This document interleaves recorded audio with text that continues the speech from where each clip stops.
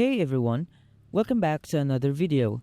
Today, I'll show you how to fix Roblox ping spikes in 2025. So, let's get started. And this is a step-by-step method and you just have to follow what I'm doing. So, let's go and search for your Roblox. So, go to your Windows, search Roblox and just right click. It's okay to right click, but if you have this option, just click open file location. And once you are in here, you should right click again, open file location again. Just find the Roblox player beta, as you can see in here.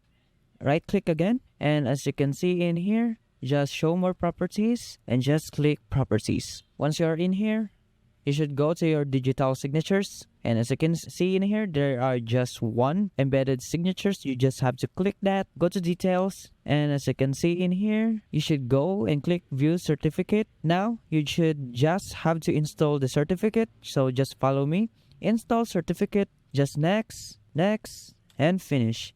And the import was successful, and that's it. Thanks for watching.